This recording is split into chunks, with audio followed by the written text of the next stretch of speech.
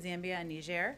We're also pleased to announce 3 million vaccines going to Guatemala tomorrow, continuing our prioritization of Latin American countries.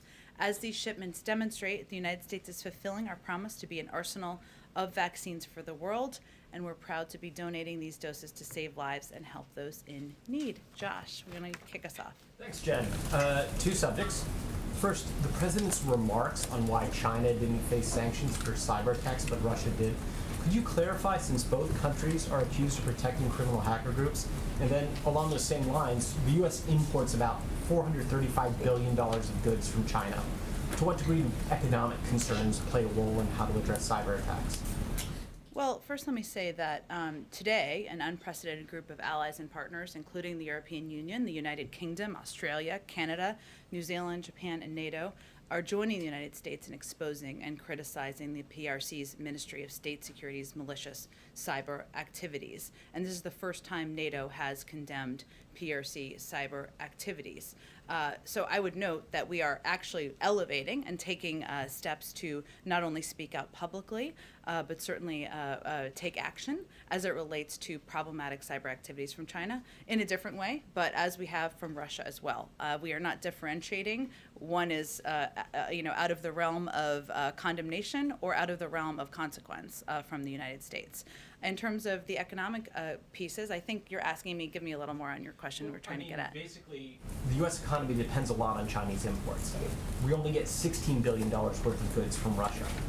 If we were to come with major sanctions on China, is there a risk that we could be hurting our own economy? Well, I would say first that we take cyber actions against our country and against private sector entities quite seriously. The Department of Justice is imposing costs and today announced criminal charges against 4 MSS hackers. These charges address activities concerning a multi-year campaign targeting foreign governments and entities in key sectors. We also have, of course, through the National Security Agency, Cybersecurity and Infrastructure Security Agency, and Federal Bureau of Investigation exposed over 50 tactics, techniques, and procedures Chinese state-sponsored cyber actors used when targeting U.S. and allied networks. My point is, we are not holding back.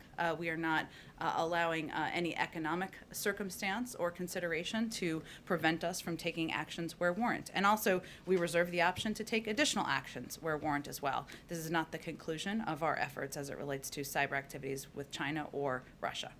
And then, secondly, with Facebook, the president suggested that executives look in the mirror and change their practices. Does that mean the administration isn't considering any regulatory or legal moves to possibly address disinformation on social media? Well, I don't think we've taken any options off the table. That's up to Congress to determine how they want to proceed moving forward. But let me just note that we're not in a war or a battle with Facebook. We're in a battle with the virus. And the problem we're seeing that our Surgeon General elevated just last week is that disinformation traveling through a range of mediums. Some of them are a range of social media platforms. Some of them are media. Some of them are through the mouths of public officials. That bad information, inaccurate information about vaccines is killing people. That's where our concern is, and that's what the president is working to express, and also what the Surgeon General expressed in his report just last week. Go ahead, Steve. Now that you've leveled these charges on China, do you plan to raise them with them? We, of course, will continue to be in touch with Chinese officials at a high level, and that will be the case in these regards as well. Is the Chinese government actively doing the hacking or contracting it out? I don't have any more detail than that, Steve. Let me check and see if there's more we can provide to you about. And lastly, the Belarus opposition leader is in Washington this week. I think she's going to meet Tony Blinken today. Is the president going to meet with her? We are still finalizing what the details are. She will be meeting with White House officials. I wouldn't say it will be the president, but she will be meeting with White House officials when she's here. We'll have more to report on that once those details are finalized. Go ahead, Phil. Just to follow up, the statements of the Ministry of State Security was directly paying hackers, which was, I think, why it was elevated. The president kind of compared it to the Russia situation, but said that maybe they're protecting them or accommodating them, which doesn't seem to be a direct link, as what the statement said this morning. I'm just trying to square kind of where things stand in terms of how the White House views what's actually transpired. As it relates to the cyber activities and the attribution that was put out earlier this morning? Well, first, I would say that we felt it was important to be clear that, as was clear when we made the announcement this morning, that the former attribution of the malicious cyber campaign utilizing the zero-day vulnerabilities in the Microsoft Exchange server, which was disclosed in March 2021, to malicious cyber actors affiliated with the MSS with high confidence. That was the information put out by the intelligence community or by our national security team earlier today. That is accurate. That's why we worked also, and it's significant, which is why I pointed this out initially, that we worked in coordination with many partners around the world, the European Union, the United Kingdom, Australia, Canada, New Zealand, Japan, and NATO, to criticize, expose, and call out these malicious cyber activities. But that is the information that's accurate about the attribution. Just one more on that, and then one other one. The president said he's going to be briefed on it. Or in his remarks, when he was asked about it, he said he was going to be briefed on it. This is a pretty significant escalation of things from the U.S. and its allies. What more does the president need to be briefed on in terms of the process going forward? I would say first, the president is regularly briefed. He certainly is aware of attributions that are determined by the U.S. government, including the one announced earlier today. But this is an ongoing effort, an ongoing consideration of how to prevent these malicious actions from happening in the future to other private sector companies.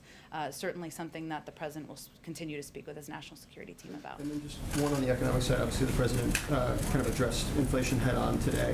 One thing that Chair Powell says, and I know you guys are in the same place on the idea that it's transitory right now, but Chair Powell said in congressional testimony, we're humble about what we understand, given the fact that there's no real roadmap coming out of a once-in-a-century pandemic economically. Is the White House economic team, when it comes to inflation, also humble about what they understand, that maybe they don't necessarily know what's going to happen next as it pertains to inflation? Absolutely, we take inflation very seriously. It is under the purview of the Federal Reserve. As you know, they have regular quarterly meetings where they put out that information and any considerations publicly. Their projection continues to be that while there's a projected increase in inflation this year, it's expected to come back down to about 2.2 next year. They have not changed that, and that is in line with a number of outside economists as well. You are also correct that when the economy is turning back on from a global pandemic, there isn't a lot of historic precedent for that. And certainly we're seeing prices go back to pre-pandemic levels. In some cases, we're also seeing a range of factors, including shortages in the supply chain, from chip shortages that are impacting the auto industry to lumber shortages that are impacting the housing industry, that are also factors here as we're seeing price increases. But we do look at all of that. We take it incredibly seriously, and we respect the role of the Federal Reserve as well. Go ahead, Rachel. Thanks, Jen. Two questions. One on just follow up on China and the cyber attacks. A senior administration official said that no one country acting on its own can change China's behavior. So if the United States were to take action against China, would it do so alone, or does the administration feel like you need allies on board to take that step? Well, it's a good question, Rachel. I think as we've approached our China strategy from the beginning and our policy as it relates to China, we've always felt that working together, working in partnership with allies around the world, and also in partnership with members of the federal government, members of Congress from both sides of the aisle, was how we approached it from a position of strength. So what's significant today is that while we're all calling out these malicious cyber activities, so are a number of our key partners around the world: the European Union, the United Kingdom, Australia, Canada, New Zealand, Japan. These malicious cyber activities are not only impacting the United States, they're impacting a range of countries, a range of partners. And yes, we would, of course, like to work with countries and work with our key partners around the world moving forward. Obviously we can't determine steps and consequences on their behalf, but that is certainly our objective and how we've approached our strategy to date. But you're not ruling out taking action on your own if you felt like it was necessary? No, we're not. But we also, from the beginning, have felt that working in partnership, working in coordination, and working together is a stronger way to approach malicious activity, cyber activity, and others in areas of concern around the world. One quick follow-up just on infrastructure. Republicans are saying that they don't want to move forward with this test vote that's scheduled for Wednesday without knowing exactly how they're going to pay for everything in that bipartisan infrastructure bill. Senator Bill Cassidy over the weekend said the White House is not working with Republicans on the pay-fors, and that he feels like they're competing with Democrats' $3.5 trillion plan. So does the administration feel like these differences can be resolved in the next 48 hours? Well, first, I think it's important to take a step back and remember that a month ago, a bipartisan group of senators stood outside of the White House with the president to announce an agreement on an infrastructure framework. There's been a lot of progress since then, a lot of late nights, a lot of coffee drinking, and important legislating, bill writing that's happened. But the American people have waited a long time. The American people are ready to see progress, and we believe it's time for progress to happen and time for this legislation to move forward. We also work in close contact or close coordination with, of course, Leader Schumer, and we defer to him and other leaders in Congress on the timeline and the sequencing of legislation moving forward. Go ahead, Ed. On that discussion with Leader Schumer, has he talked in the last few days at all with any of the Republicans who are negotiating? The president? I don't have any calls to read out for you. I can tell you that our team, senior White House officials, have been in close contact with Democrats and Republicans, members and their offices, and whenever it warrants, the president is always happy to pick up the phone. And then on the Guantanamo Bay announcement today, senior officials said 10 of the remaining detainees are eligible for repatriation. Any sense yet of the targeted timelines for transferring them? And is there a broader goal within this administration of closing Guantanamo Bay? Has that timeline been set? Yes, our goal is to close Guantanamo Bay. I can tell you that there's 39, I think you know some of this, but for others who are following it, there are 39 detainees who remain at Guantanamo Bay. 10 are eligible for transfer, 17 are eligible for a periodic review board, 10 are involved in the military commissions process, and 2 detainees have been convicted. This individual who we announced the transfer of, the Department of Defense announced the transfer of, had started moving through the process during the Obama-Biden administration and was on pause for some period of time over the last 4 years. I don't have a timeline for you. As you know, there's a process. There are different layers of the process, but that remains our goal, and we are considering all available avenues to responsibly transfer detainees and, of course, close Guantanamo Bay. We and a few other outlets have reported that the administration is now planning to send about 2,500 Afghan translators, and I believe members of their family, to Fort Lee in Virginia as they complete the steps to have their legal status in this country reviewed. Will there be other U.S. military bases in the United States also used to house them temporarily? Well, first, any confirmation and final details of military base usage would be from the Department of Defense and the State Department, given they're implementing these programs. I expect they will have more to share with you, Ed. I just want to defer to them, given it is their programs. I will say that when I went through the programs and how the process worked last week, one of the things I tried to note, but I will elevate again here, is that individuals who have completed the process, the security review, the vetting and security process, could be relocated to the United States. That would be certainly U.S. military bases, and the Department of Defense will assess how many of those and how many facilities they would need for those transfers. 2 real quick scheduling things. Is the president at all scheduled to meet anytime soon with members of the Texas Democratic House delegation that's here in Washington? I don't have any meetings to preview for you at this point in time. And I hesitate to ask this because I'm only a slight Don't admirer. hesitate. It's okay. Is It's a Tom Monday. Brady joining the Buccaneers here at the White House tomorrow? I've been asked to ask this by several people. It's okay. I don't have the list of Buccaneers attending tomorrow in front of me. We will see if we can venture to get that for you all by the end of the day. Go ahead. Thank you, Jen, and great throw yesterday. Thank you. Thank you very much. I appreciate it. On vaccine hesitancy, as COVID-19 cases rise, if this is becoming a pandemic of the unvaccinated and you guys are having a hard time getting a certain part of the population to go get the shot, would President Biden ever call former President Trump and say, I need your help, let's cut a PSA and tell people to go do it? Well, first I would say that what we've seen in our data is that the most trusted voices are local officials, doctors, medical experts, civic leaders, clergy from time to time, and that is where we've really invested our funding and our resources. We've seen almost every former president play a role in putting out a PSA, making sure people understood in the country that the vaccine is safe and effective. We don't believe that requires an embroidered invitation to be a part of. But certainly any role of anyone who has a platform where they can provide information to the public that the vaccine is safe, it is effective. We don't see this as a political issue. We'd certainly welcome that engagement. And about those Texas Democrats, since the vice president met with these Texas Democratic lawmakers, 5 of them have now tested positive for COVID-19. Is there any safety concern about her spending time around the president until a certain amount of time has passed? Well, first I would say I think the vice president's office put out that she was tested and that there was no detection of COVID-19. They also put out some specific details about their proximity to the individuals who tested positive as well. We take these precautions incredibly seriously and abide by the guidance of our health and medical experts. Do officials here wish that those Texas Democrats would have been more careful and taken more precautions, like wearing masks on the flight here? Again, I don't think I'm going to be in a position here to assess what safety precautions they may or may not have taken. Obviously, these individuals were out there trying to elevate the issue of an individual's right to vote. We of course hope everybody abides by public health guidelines. That's what we certainly recommend. But the vice president, what's important for everybody to know is that the vice president was tested. She, of course, takes these precautions seriously, and we would follow any advice our public health officials give us. And can you tell us anything else about the nature of her trip to Walter Reed yesterday?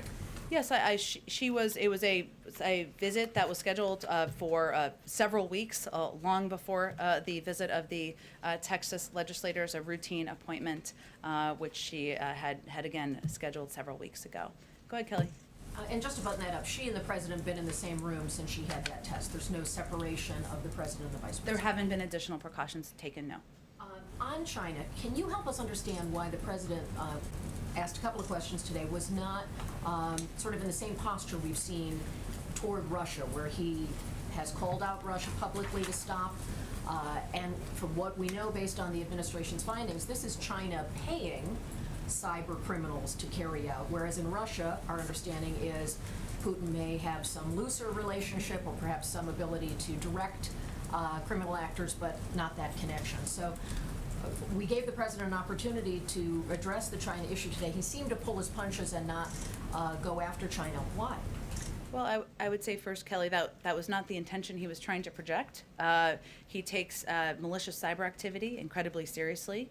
The effort to engage and unite an unprecedented group of our allies and partners was something that was under his direction, and he continues to feel it's important to lead from a position of strength in close coordination with our partners and allies around the world. And he takes malicious cyber activity, whether it's from Russia or China, whomever the actors may be, quite seriously. And I think our efforts to lead on this should be an indication of that.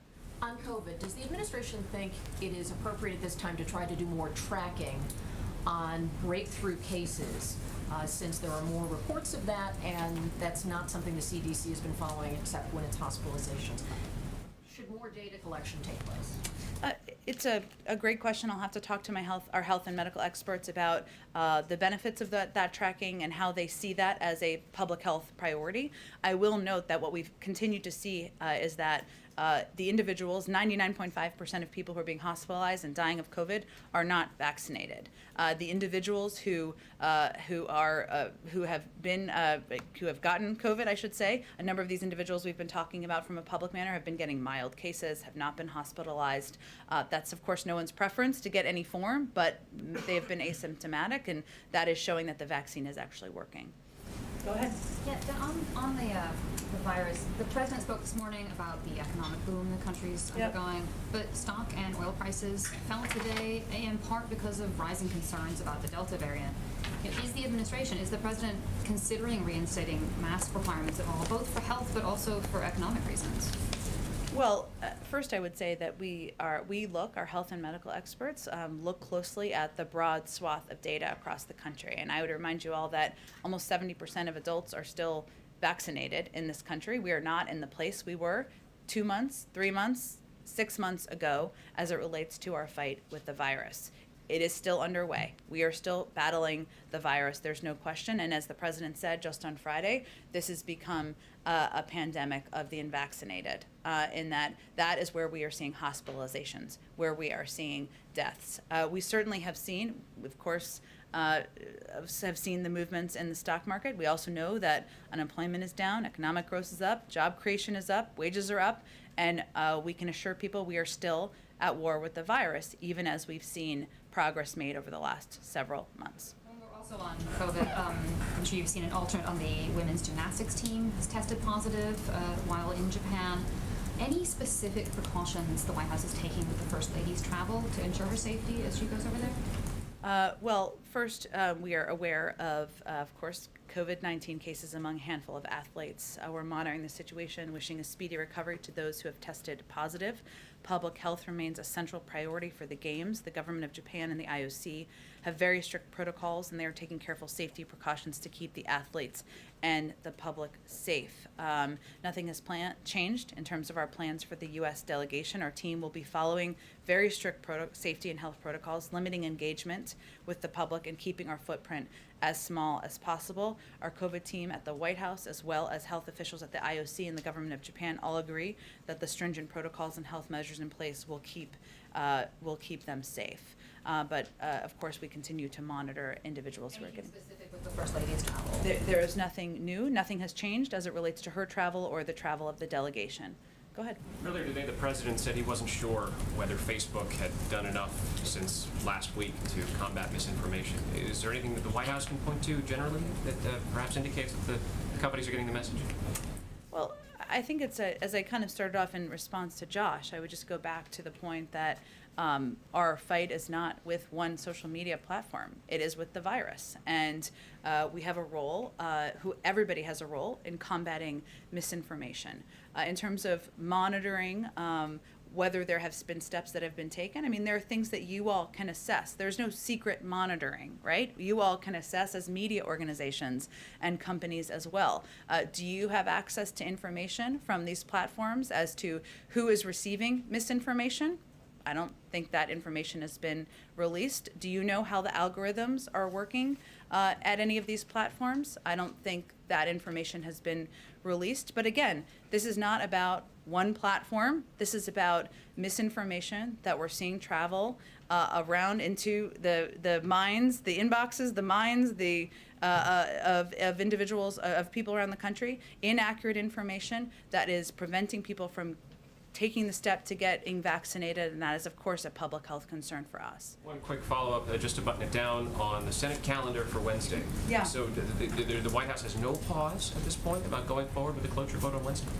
It is the decision of the Leader Schumer on the timing and the schedule of the Senate votes. I will note again that it has been about 4 weeks since the president and bipartisan members stood outside together and announced an agreement. Lots of work has happened, lots of good work together, bipartisan work has happened, but we believe it's time to move forward with this vote, with congressional action. Go ahead, Ann. Too quickly on Guantanamo, and then I have one other thing. Can you be a little more precise about what the president's timeline is for closure of Guantanamo? For example, does he think, as some advocates have suggested, that it should be closed in his first year in office? If not, does he have a deadline? I don't have a new deadline to outline here for you today. So just closure when it can be closed? Well, as you know, Ann, there are several components of this process. It includes notifications and consultations with Congress. It's not something where one individual, even the President of the United States, can do it on his own. And then on military commissions, 10 of the remaining 39 detainees are eligible for military commission prosecution. Mm-hmm. As you know, the chief prosecutor has retired with no announcement of a replacement ahead of the first major trial of the Biden administration under that protocol. What is the administration's plan for military commissions, and does the president continue to believe that it is an appropriate way to deal with the remaining detainees? Nothing has changed about the appropriateness of, or his view, our view, the president's view of the appropriateness of the commissions. I can certainly check with the Department of Defense and National Security team if there's. additional? There's some new Havana syndrome cases Yeah. or suspected cases. Is the administration now prepared to say that it believes Russia is responsible for this string of attacks? And what is the president doing to protect U.S. diplomats and others from these kinds of attacks? Well, the NSC, the National Security Council, is coordinating a full review of intelligence reporting to ascertain whether there may be previously unreported incidents that fit a broader pattern. At this time, we still don't know the cause of these incidents or whether they constitute an attack of some kind by a foreign actor. These are areas of active inquiry, something that our intelligence community is working on and very focused on. Go ahead. Jen, thanks so much. Yeah. The infrastructure framework, if it fails to advance on Wednesday, what's the backup plan? Is the president committed to making sure there's a bipartisan component, or will Democrats go it alone? We're not quite there yet. There's a lot of good work that's happened. 2 days is a lifetime in Washington, so I don't think we're going to make predictions of the death of the infrastructure package. Can you share some more about what possible pay-fors the president's team has proposed that might fall into the category of things Republicans have not already rejected and that the White House has not already rejected? I understand the question, certainly.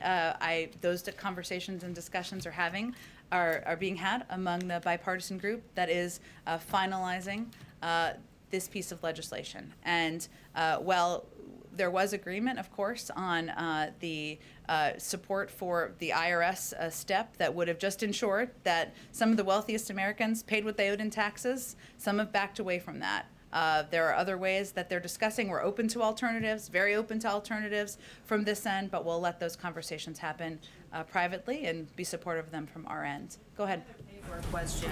The president was, of course, insistent that the pay-fors not include an increase in the gas tax, but the agreement does rely on things like public-private partnerships that typically use tolls to pay for the infrastructure. So can you talk about the difference in user fees? Is it why is tolling and other user fees okay, but gas taxes are not as a mechanism for paying for some of this? I mean, his fundamental base point is that we can't raise taxes for individuals making less than $400,000 a year. In terms of the specific tolling pay for, I'd have to get more specific details on that, but in his view, nothing violates his commitment on the $400,000. Jen. Go ahead, Karen. Thanks, Jen. The American Academy of Pediatrics today recommended that everyone wear a mask in schools this fall, regardless of their vaccination status, that that's the only way to keep kids safe. The CDC guidance does not go that far. It says if you are vaccinated, you can go without a mask, but locals could decide universal masking. We've heard you say repeatedly that the president leans on his trusted medical and health advisors, but would the president like to see masking in all schools this fall? The president's going to rely on the recommendations of the CDC, and also local school districts will make their own decisions based on the publicly available health guidelines. That's always how it's worked, and I think it will continue to work that way moving forward. Today on CNN gave an interview, and he said that these different recommendations, the Pediatric Association, the CDC, local jurisdictions, that these types of recommendations can be confusing because they are conflicting or different in some places. What does the White House say to Americans and to parents who may be confused hearing one thing this morning from the AAP, knowing the CDC has something different? How do you sort through all of that? As a parent myself, it can be confusing. I think we acknowledge that. We rely from the federal government on the guidance of the CDC. And that's how we make recommendations on public health issues from the federal government. There will be different decisions made by school districts, just like there will be different decisions made by local communities. We certainly understand and recognize that, but we will continue to rely on the CDC for guidelines and guidance. Go ahead. So now that caseload numbers are rising with the Delta variant, is there something that the Biden administration wish it had done differently to avoid getting to this point to get us to a better position by now? Well, I don't know that there were many people who were predicting different impacts of different variants over time. I mean, the steps that we took, we ensured there was enough vaccine across the country and in communities to make sure anybody who wanted to get vaccinated could get vaccinated. We've invested in local messengers to ensure that trusted voices are getting out into local communities. We've relied on tactics that we've seen work effectively, whether it's mobile units or empowering and engaging and funding doctors and medical experts to get out into local communities. We also always knew there would be ups and downs in the fight against a virus that is evolving and changing. And that's one of the reasons that we've been calling out misinformation, the impact of misinformation. I mean, we've seen just over the last couple of days, there was a poll that showed that about 20% of the public thinks that microchips are embedded in vaccines. Now, we all know that's inaccurate and not true. But why does 20% of the public think it? Is it one platform's fault? No. Is it one outlet's fault? No. But we all have a responsibility to make sure accurate information is out there. So that is our effort to make sure people know they need to be informed and be thoughtful about information they're getting and the sources of it. One question on the cybersecurity issue. Obviously, the attribution to China today of the ransomware attack.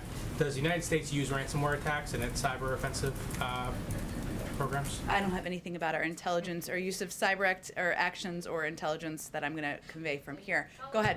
Misinformation. Oh, go ahead. I'll go to you. Let me just go like that. Go ahead. Go ahead. The president believe that those who mislead Congress should be prosecuted.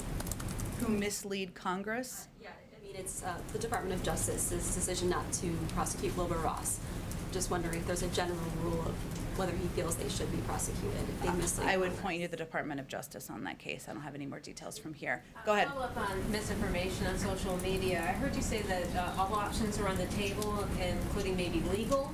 Would that mean potential legal action against the 12 that have come of concern for misinformation? All I was conveying is I'm not taking, I think the question was about legislative action, and I said that's up to Congress, and I'm not here to take options off of the table. That's Congress's purview to determine how they're going to move forward. Straight. And a follow-up, does that mean if it's up the purview of Congress that the administration or President Biden is seeing Section 230 a little differently, reforms to Section 230 that protect social media companies for third-party information?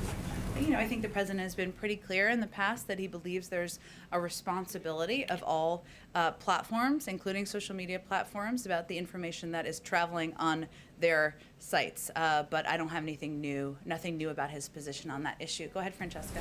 Thanks, Jen. Quick point of clarification on immigration first, though. Is the Sure. pathway to citizenship that the president supports in the budget bill for all undocumented immigrants, or is it the more narrow group of TBS holders, essential workers, dreamers, as well as farm laborers? We'll let Senate leaders put out the specifics in the reconciliation bill. We certainly support using the reconciliation package as a platform and a forum for moving immigration protections forward, but we'll let leaders in Congress speak to what's included. And on voting rights, is the White House worried that if new federal voting legislation does not pass before August 6th, which is the anniversary of the signing of the Voting Rights Act of 1965, that it won't happen before next November?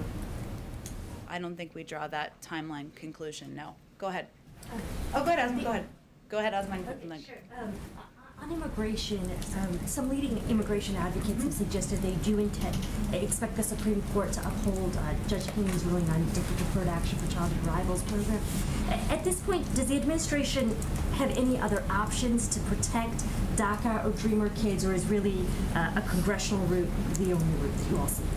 I think as the president's statement made clear, a congressional route is the way to make it permanent. And certainly our Department of Justice has also indicated their intention to fight this effort even after the ruling on Friday as well. So any interim actions, I guess, before Congress were to act, specifically on the DACA program? I think, again, as the statement made clear, congressional action is the way to make it permanent. And that's something the president has long supported and will continue to advocate for. Go ahead. Going back on voting rights real quick, I spoke with Texas State Representative Bowers this morning, who now says it's actually 6 members who have COVID that are in the delegation. But she said that they are worried that nothing's going to come from the administration by that August 6th when special session ends. And so she's wondering, is there any kind of movement that we can see from the president coming out by that time? I know we still don't, we don't know if there's going to be anything on the schedule, but is there anything that he's planning to say or do? Do you mean the passage of the voting right of the bill, or what do you mean exactly? What are they expecting in terms of the passage of the legislation, or what are? they're worried that nothing is going to happen by August the 6th. And so that was a big concern when I spoke with her this morning, that there's no movement that's going to be coming from the administration. Well, it would require Congress passing the For the People Act for the president to sign it into law. He can't, that's the action would be first on Congress, not on the president.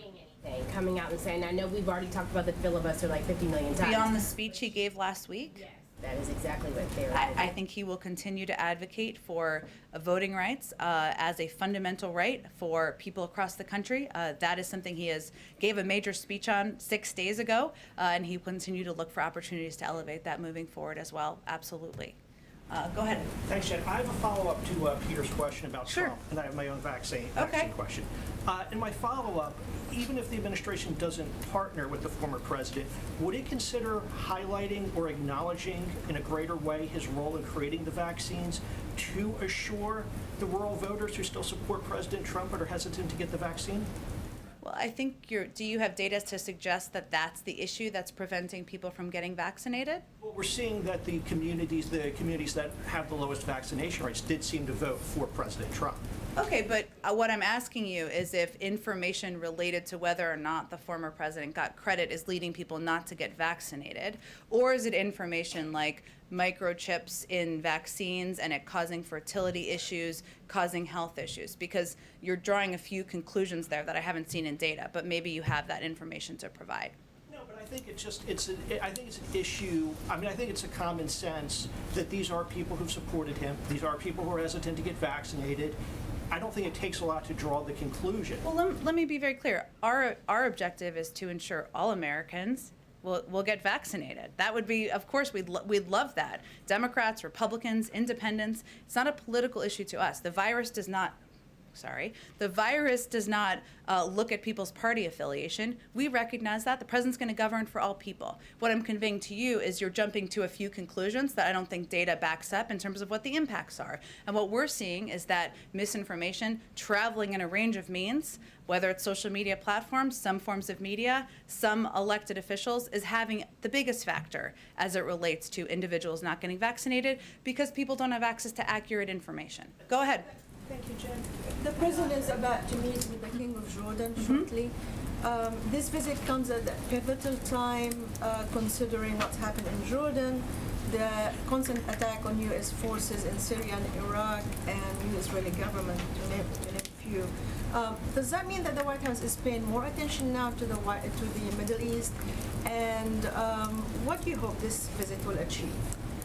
Well, we have been paying quite a bit of attention, we would argue, to the Middle East and a range of issues that you've highlighted, Nadia, whether it is the attacks that we've seen on bases in parts of the Middle East, or whether it is our desire, of course, to even move forward on lasting peace between the Israelis and the Palestinians. And Jordan has been a key partner for some time, long before President Biden took office, to the United States, through many presidents in these efforts, in these endeavors. So sorry, this is an aggressive fly. During the meeting today, I apologize. It is. During the meeting today, we hope this will be an opportunity to highlight the enduring and strategic partnership between the United States and Jordan, a key security partner. So also an opportunity to discuss the many challenges facing the Middle East and showcase Jordan's leadership role in promoting peace and stability in the region. And certainly we expect that everything from Middle East peace to security in the region to be points of discussion, to Syria, to be points of discussion during the meeting this afternoon. We'll have a readout after the meeting concludes. Go ahead. Go ahead. Thank you, Jen. Go ahead. We'll go to you next. Go ahead. Yeah. Let me take you to Ethiopia. Yeah. And U.S. and other countries have been supporting an end to the fighting in Ethiopia's Tigray region. And as the first step to end the fighting, the government of Ethiopia declared a unilateral ceasefire, pulled out troops from the region. But TPLF, the Tigray Liberation Front, rejected the ceasefire, calling it a sick joke. And TPLF continues the war, especially by deploying child soldiers in this conflict. And if the war continues, there is thousands and thousands of people will die. what is the Biden's administration statement on TPLF's refusal to accept the ceasefire and the use of children as soldiers? Well, certainly we take security and stability in Ethiopia quite seriously. I would point you to the State Department. I know my colleague Ned Price is briefing later this afternoon and give you more details on what our work is in engagement and our view from the U.S. government. Go ahead. Is the White House seeking any meetings with social media companies when you're talking about misinformation? We have been in regular touch from the beginning of the administration, because we knew from the beginning that misinformation or disinformation and how it would travel out there into the world was going to be a challenge. So that has been something that has been ongoing since the beginning of the administration. I also wanted to ask you, someone asked earlier about Republicans backing off the idea of increasing funding for the IRS. Yep. Or when you're talking about that and the president being open to other proposals, are you talking within the framework, the bipartisan framework, or the reconciliation package, or both? The bipartisan framework, that's the deal we're kind of, that is the discussion with Republicans. Of course, we would welcome Republican support for the reconciliation package, but we're talking about specifically the pay-fors on the bipartisan infrastructure framework. Go ahead in the back. Thank you. Will the White House publicly release information on posts that it considers misinformation on vaccines that it's asked Facebook to block? First of all, we've not asked Facebook to block any individual posts. The way this works is that there are trends that are out there on social media platforms. You're aware of them. We're aware of them. Anyone in the public can be aware of them. There's also data that we look at, that many media platforms, like many of you, also look at data in terms of trends, and you report on it, which is not to be expected given the number of people who get their information from social media. It's up to social media platforms to determine what their application is of their own rules and regulations. And so we just certainly raise where we have concerns about information that's inaccurate that is traveling out there in whatever platform it's traveling on. Go ahead. Yes, thank you, Jen. Does the White House welcome the news that the Haitian interim Prime Minister Claude Joseph is stepping aside and handing power to Ariel Henry? Well, we have been encouraging for several days now Haitian political actors to work together and find a political way forward. So we've certainly seen news reports. We have not received an official notification through our embassy, but we welcome reports that Haitian political actors are working together to determine a path forward in the country. Go ahead. Yeah, thank you, Jen. As you know, the leader of the Belarusian opposition, Svetlana Tikhanovskaya, is in the country right now. She's meeting with Jake Sullivan. She's meeting with Secretary of State Blinken. Any chance that she will meet with President Biden? So I think somebody asked this question a little bit. Oh, no, it's okay. It's okay. It's okay.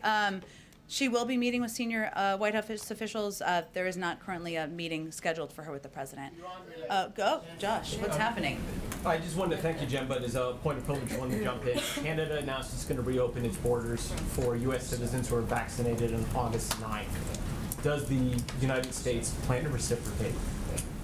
We are continuing to review our travel restrictions. Any decisions about reopening travel will be guided by our public health and medical experts. We take this incredibly seriously, but we look and are guided by our own medical experts, and not in a I wouldn't look at it through a reciprocal intention. Go ahead. Go ahead in the middle. Yeah, go ahead. Thank you.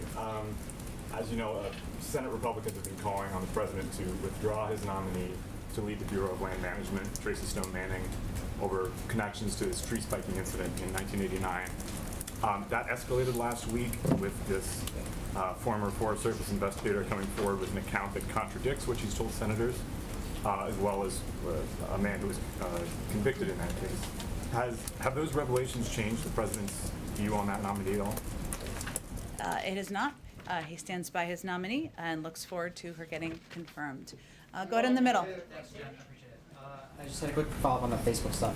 Did anybody from the administration this weekend talk with Facebook officials given the president's comments on Friday? Again, I think it's important for all of you to note that we are not at war with any social media platform. We are at war with the virus. And we have been in regular touch since the beginning of the administration, as we knew that there are a range of entities, platforms, media organizations, public officials who all have a role in combating misinformation. This is not personal. It is about fighting a virus that is still killing thousands of people. That's our objective. Thanks, everyone. Have a great day. I'll talk to you tomorrow. Open up his East Room events to the full press, like every other president? We'll look forward to seeing you soon, Brian. Will you open them?